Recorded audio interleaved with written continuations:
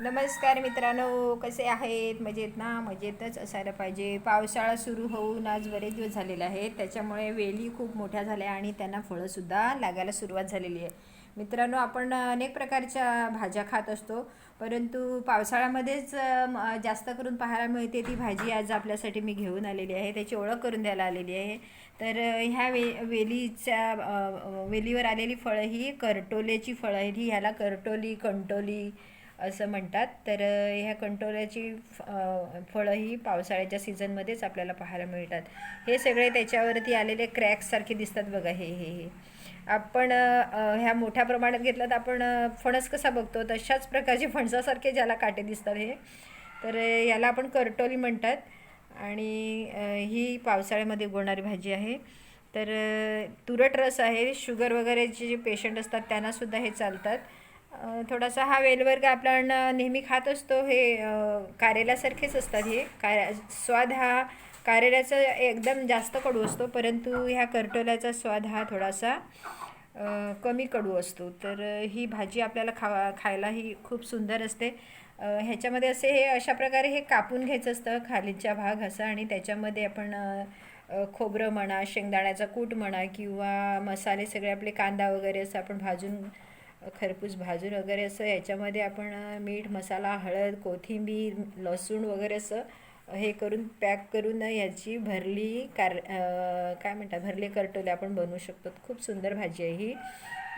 ह्या सीझनला मिळतेच मार्केटमध्ये. जा तुम्ही. हे तर मी आपल्या शेतावरूनच घेऊन आलेली आहे आणि शेतावर भेटतात हे या सीझनला. तर हे घेऊन या आणि याची भाजी करून टेस्ट करून बघा. औषधीच वनस्पती आहे ही. तर आपल्या घरी घेऊन या आणि भाजी बनवा आणि खा. सुंदर लागते. थोडासा तुरट रस असतो आणि तुरट रस हा आपल्याला शरीराला आवश्यकच असतो आणि शुगरच्या लोकांना हे खूप महत्त्वाची भाजी आहे. आणि ही काय आहे, याला जास्त मेहनत पण नसते. फक्त हे फळांच्या बिया लावायच्या. 3-4 वर्ष हे रोपटं व्यवस्थित जगत असतं. याला हे मरत नाही. हे झाड असं शाखा त्याच्या वाढतच असतात, जशी तोंडली असतात त्याचप्रमाणे. तर ही लावल्यानंतर 4-5 वर्ष आरामात फळं देत राहतं.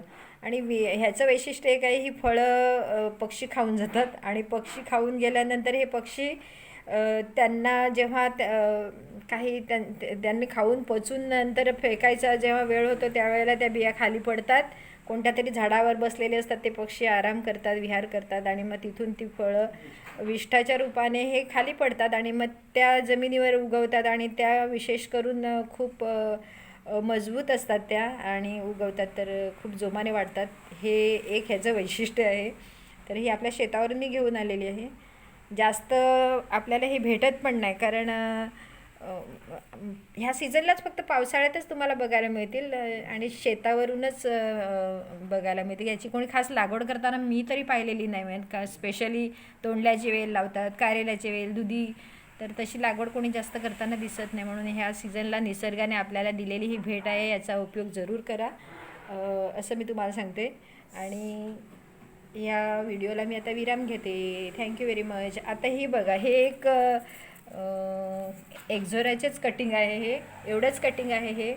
तर आपल्याकडे लावलेलंच आहे, त्याच्यातलंच मी एक कटिंग काढलं. आता मला दिसलं तर मी घेऊन आले. आता हे एवढंच कटिंग आहे, पण मी याला लावणार तर हे उगवणार, त्याला फुलं येणार.